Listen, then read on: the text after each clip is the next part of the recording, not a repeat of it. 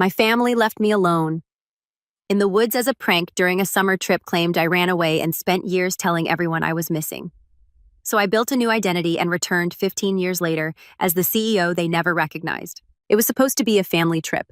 One last summer getaway before school started. I stepped out of the hot, cramped van, the air thick with heat and mosquitoes. Uncle Mike cracked a joke and Mom rolled her eyes. Then they told me, "Go find some firewood, Lena. Let's see if you can handle it."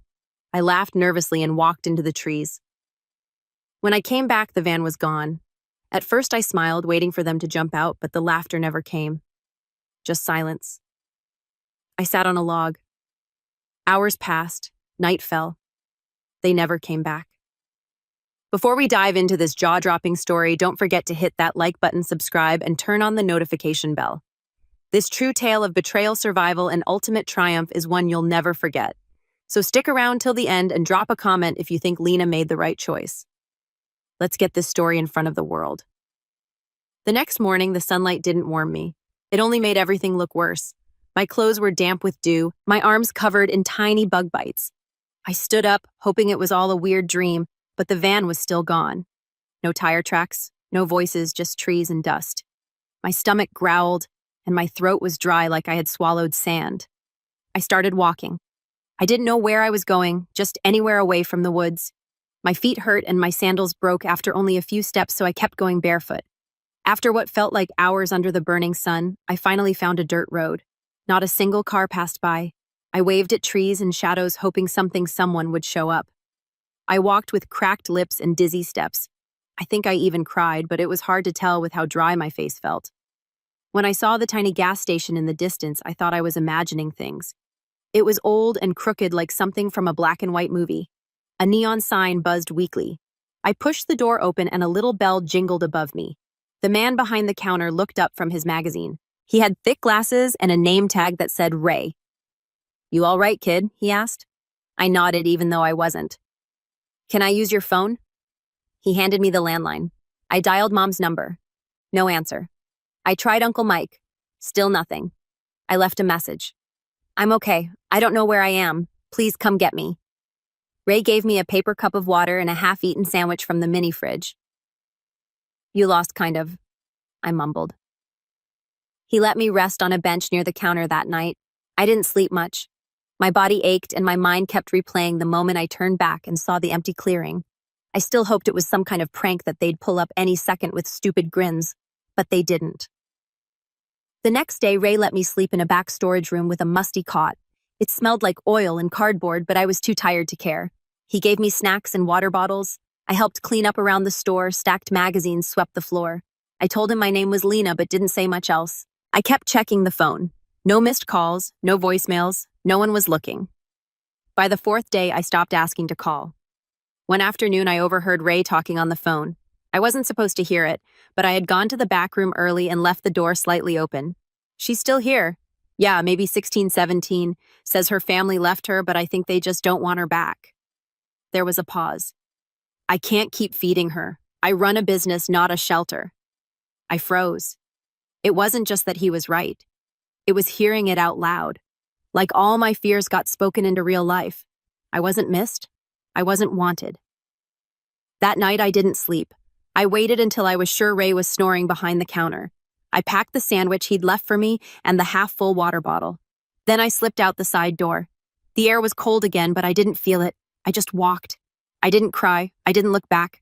I told myself I'd never wait on anyone again. They left me once. They wouldn't get a second chance. By the time I saw the city skyline, I couldn't feel my feet anymore. Each step was a blur of pain. Blisters rubbed raw, skin broken, dirt caked deep into every cut. My clothes hung off me like soggy rags. My hair was tangled, greasy, and smelled like dust and fear. No one looked twice. People passed by quickly, heads down, eyes forward. The city was loud and alive, but I felt invisible. I found a grocery store behind a noisy street. There was a space near the dumpsters where the wall created just enough shelter from the wind. I curled up there my first night. Rats ran past me. The concrete stole every bit of warmth I had left. I didn't sleep much, just drifted between cold and hunger. The next morning, I waited near the back door of the grocery store. I was too scared to ask anyone for food, but I hoped someone might drop a half-eaten sandwich or a bruised apple. Instead, I got lucky. A woman with warm eyes and tired hands came out carrying 2 trash bags. She stopped when she saw me. "You okay, sweetheart?" she asked gently. I nodded. My voice was gone, too dry to speak.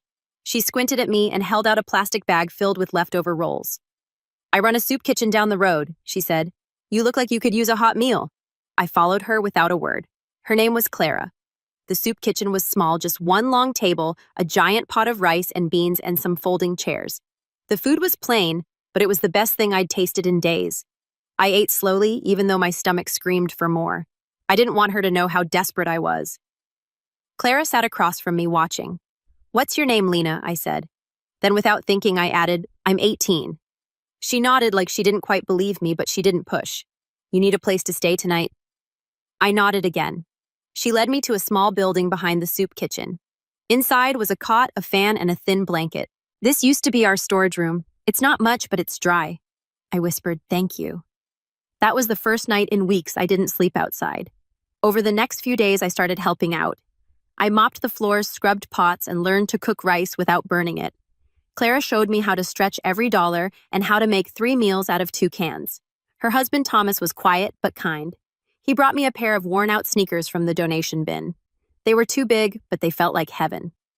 Nobody asked too many questions. I kept my past locked up inside. I was just another kid with nowhere to go, and there were plenty of us. But peace never lasted long. One afternoon, while wiping the tables, I saw a woman in a buttoned coat and a clipboard walk in. Clara's face changed. She whispered something to Thomas, then turned to me. "Lena, go to the back room. Stay there, okay?" I did what she said, heart pounding. I pressed my ear to the wall and listened. "She's just helping around." "Says she's 18, Clara was saying. "Do you have ID?" the woman asked. "No, she doesn't. But she's a good kid, works hard. If she's a minor, we're required to report it. Runaways are still someone's child." Clara didn't respond. My hands shook. I didn't wait for them to come check. As soon as I heard the front door swing open again, I grabbed my things, just a small bag with the shoes, a blanket, and a half-eaten granola bar, and I ran. Back into the streets, back into nowhere. I didn't know where I was going, but I knew one thing for sure. I wasn't going back, not to a family who played jokes that hurt, not to people who left me behind. I'd rather sleep on floors again than be someone's forgotten kid. I stopped being Lena the day I ran from the soup kitchen. I walked into a small motel outside the city and told the lady at the desk my name was Leah. Just Leah. She didn't ask for ID, just took the cash and gave me a room for one night. That's all I could afford. From there, I became a ghost. I never stayed long in one place. I washed dishes in restaurants that didn't care about paperwork. I folded towels at cheap hotels for $10 a shift. I swept up hair in salons that paid me under the table. I said as little as possible, kept my eyes down, and smiled just enough to avoid suspicion. Some nights I had a mattress. Other nights it was just a bench in a laundry room that stayed open late. One time I even hid in a janitor's closet at a library, clutching a granola bar and praying no one found me. No one ever did. The thing about starting over is that no one asks who you were if you act like you've always been this way. People don't care where you came from. They care if you show up on time, if you're quiet, and if you do the work. I became very good at all 3. On my birthdays, I took out a tiny notebook I kept hidden in my pillowcase or bag, whatever I had at the time. I didn't write in it. I didn't journal or dream. I just made one little scratch on the back page. One line, one year, 17, 18, 19, 20. That year, I bought myself a small chocolate cupcake and lit a match for a candle. I sat on the roof of a bakery where I worked, sweeping the floors after hours. It wasn't much, but I'd earned it. No singing, no family, just silence in the night sky. And for the first time in a long time, I didn't feel sad. I felt in control. No one was looking for me. At least that's what I believed. That's what I told myself so I could sleep at night. But one cold evening changed everything. I was walking home from the laundromat, arms full of folded clothes, when I saw it.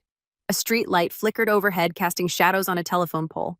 And there, taped right to it, was a flyer. Missing. Have you seen Lena Walters? The picture was old, but it was me.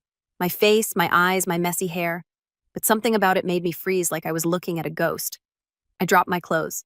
My heart thudded so loud I could barely hear the cars passing. Beneath the picture it said, age 17 when last seen. Believed to be lost during family trip. If found, call this number. Her family misses her dearly. Misses me. I wanted to laugh, but nothing came out. Just this tight, burning ache in my chest. Not grief, not longing rage. They didn't miss me. They left me. They laughed while I walked into those trees. They never came back. I waited until the moon was high in the sky, and the only thing that stayed with me was the cold. Now, years later, they post a flyer like I was the one who vanished. No, that's not what happened. I wasn't missing. I wasn't lost. I was abandoned. I looked around. No one was watching. I reached up, grabbed the flyer with both hands, and ripped it down. It tore right through the center of my printed smile. I crumpled it, shoved it deep into my coat pocket, and walked faster. Back to my tiny room. Back to my routine. That night, I stared at the ceiling, unable to sleep. Something had shifted. Until then, I'd spent years trying to forget Lena Walters. I'd buried her deep under jobs, sleepless nights, and the name Leah. But now she was showing up on telephone poles. Someone was digging her back up. I didn't know why they were looking now. I didn't care. All I knew was that I had survived. I'd made it on my own. I'd built a life out of scraps. It wasn't perfect, but it was mine. And if they ever found me, they wouldn't find the same girl they left behind. Lena Walters disappeared, but Leah was just getting started. I never meant to get into tech. Honestly, I just wanted a job that didn't involve mopping floors or cleaning toilets. That's how I found Mr. Yang's shop, Byte Fix Tech. It was a tiny corner repair store with cracked windows and shelves filled with dusty cables, busted laptops, and blinking circuit boards. He hired me to sweep and organize parts. Minimum pay, cash in hand, no questions asked. But I was curious. I watched him fix broken phones with just a soldering tool and a steady hand. He spoke to the machines like they were people. When customers brought in dead hard drives, he didn't panic. He dug into them like a puzzle waiting to be solved. And I watched, always watching. One evening when he went to get noodles, a woman rushed in crying. Her laptop had crashed and her wedding photos were gone. I didn't think. I just tried. I'd seen Mr. Yang do it 100 times. I copied what I remembered. Somehow it worked. The files came back. She cried again, this time from joy, and handed me a $20 tip. When Mr. Yang returned, he raised an eyebrow. "You touched it." "I'm sorry," I said. He grunted. "Good job." From that moment, he started teaching me things. Slowly. Quietly. He never asked why I didn't go to school, never asked about parents. He just showed me how to read code, repair logic boards, and write simple programs. I picked it up fast, faster than even he expected. "You've got a brain like wire," he said once. "Bends but never breaks." Over the next 3 years, I learned everything I could. I lived cheap, slept in the back room some nights, and used every spare second to study. I'd stay up reading open source code until my eyes hurt. I learned about security gaps, user interfaces, how people think when they touch a screen. Then came the app. I didn't build it for money. I built it because I wanted to make something mine, something no one could take or laugh at. It was a safety app for women who walked alone, an alert system that worked even offline, sending encrypted location signals to a chosen contact with just one tap. I called it Vigil. I launched it on a small forum. I expected maybe a few hundred downloads. It exploded. Thousands downloaded it in the first month, then tens of thousands. News blogs started writing about it. Safety groups shared it. Even the police started mentioning it at workshops. Then came the calls, investors, tech podcasts, journalists. They wanted to know who I was. I panicked. So I built a new name, Allura Systems, registered the company under a legal alias, set up a virtual address, spoke to everyone through a voice filter and email. Leah wasn't just surviving anymore. She was building something.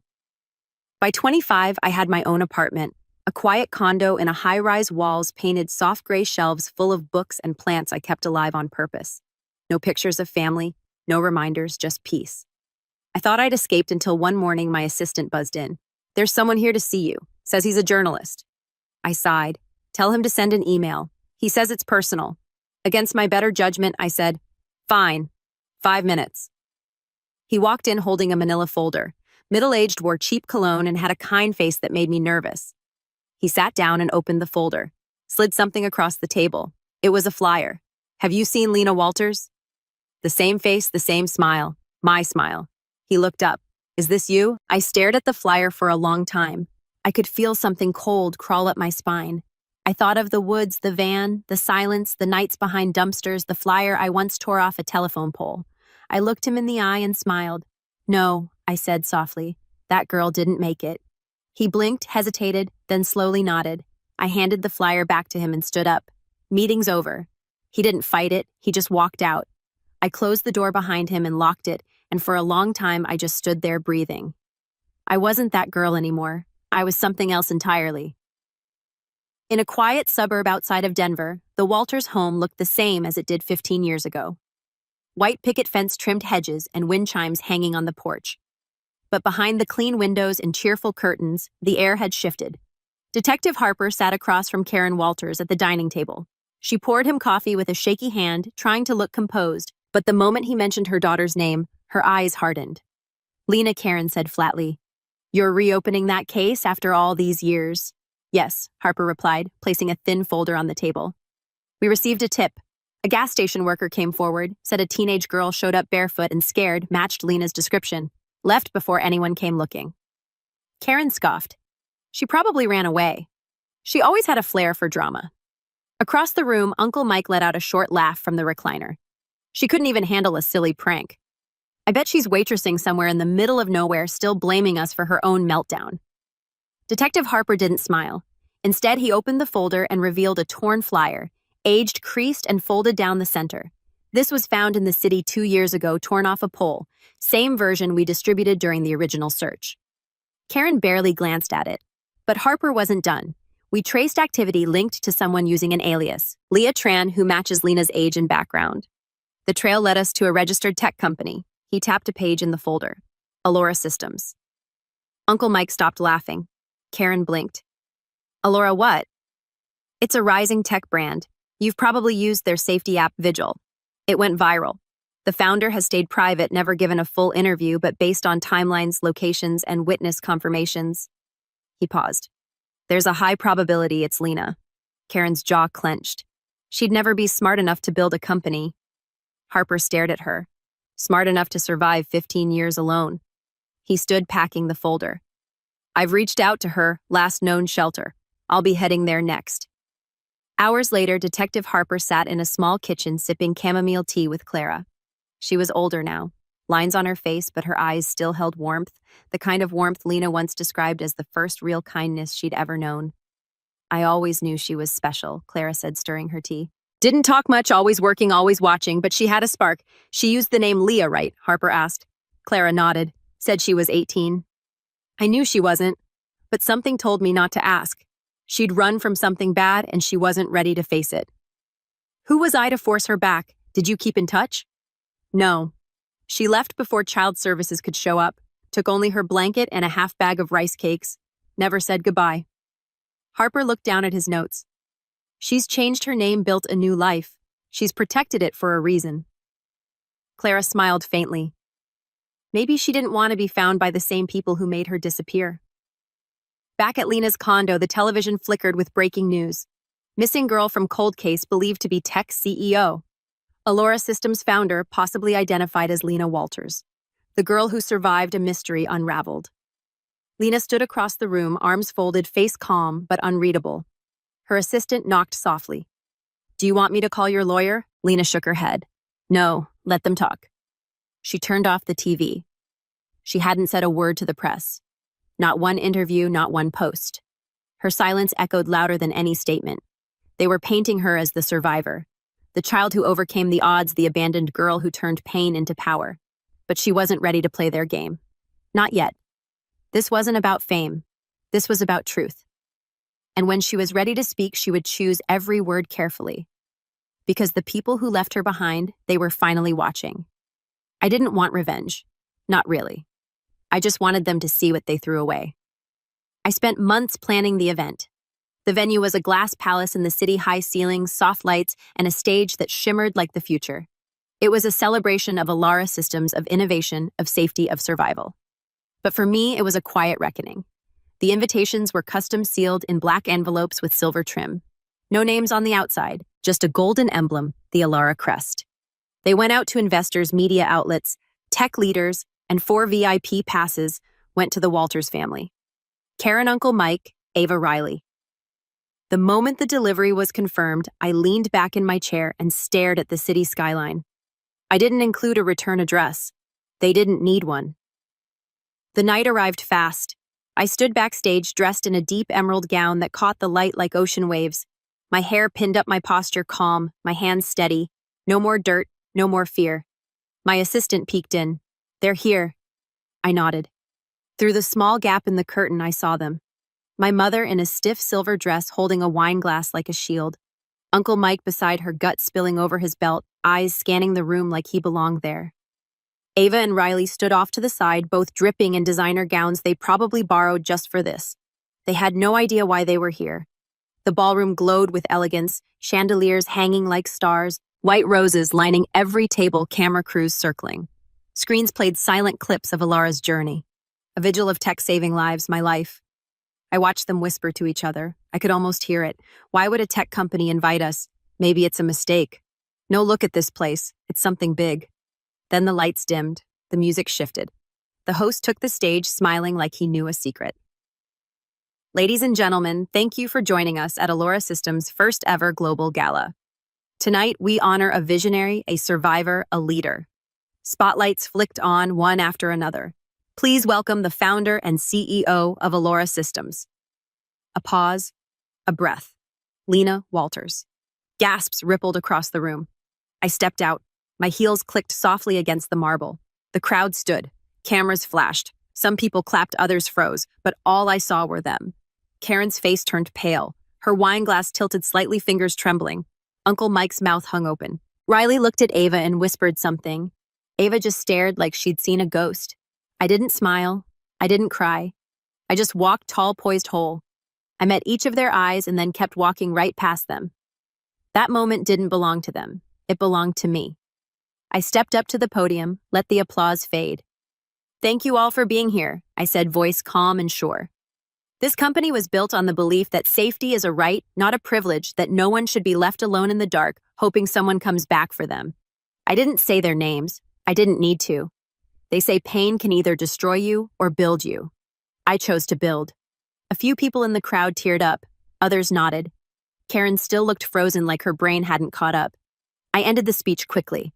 I wasn't here to impress anyone. I was here to show them I didn't disappear. I transformed. After the speech, people swarmed the stage. Journalists, donors, tech bloggers, all trying to shake my hand. Take a A, get a quote. But I kept one eye on the 4 people I used to call family. They didn't come up to me. Not yet. They just stood in the corner watching. Like maybe if they stayed long enough, I'd come to them. I wouldn't. I already had everything I needed. Their silence, their shock, their sudden realization that the girl they abandoned, she didn't just survive. She became someone they'd never reach again. The moment the cameras turned away, I stepped off the stage. I moved through the crowd like I belonged there because now I did. Alora Systems wasn't just a company. It was my boundary, my fortress, my proof. I felt them before I saw them. Karen, Uncle Mike, Ava, Riley, moving in fast heels, clicking desperation in every step. Then my bodyguard, Evan, calm, broad-shouldered in position. He stepped directly in their path. No direct contact unless invited. Karen blinked at him, shocked. She's my daughter. Evan didn't budge. Still applies. I turned, slowly looked at them. Finally. Karen's eyes were wide and glossy. Uncle Mike's face twisted in something between a smirk and confusion. Ava and Riley hovered behind them, suddenly unsure, like maybe they didn't want to be seen anymore. I looked at each of them, taking my time. I wanted them to feel it, the weight of the moment, the truth they tried to bury. You left me, I said, voice low but steady. Now I choose who gets to stay. Karen stepped forward, her voice trembling. We were scared. It was supposed to be a joke, just a little prank. We thought you'd come back. A joke, I repeated. Uncle Mike chuckled awkwardly. Come on, Lena. You're clearly fine. Look at you. You turned out great. That little stunt, maybe it helped you toughen up, huh? I stared at him. My heartbeat didn't even rise. That joke cost me a childhood. My voice was cold clear. It cost me safety, trust, a home. It gave me nights on the street, sleeping in alleys, hungry and alone. It gave me silence. It gave me pain. Karen wiped a tear. We made a mistake. No, I said. You made a decision. The room had gone quiet. Whispers passed between the guests. A camera turned toward us. I didn't care. Let them film. Let the world see what it looks like when truth catches up. Uncle Mike stepped back, muttering, "This is ridiculous." But he wasn't laughing anymore. I built this life because you weren't in it, I said, and I'm keeping it that way. I turned without another word, walked away. Behind me, the flash of cameras lit up like fireworks. And somewhere in the crowd, someone whispered what everyone now knew. The family who left her was now being left behind.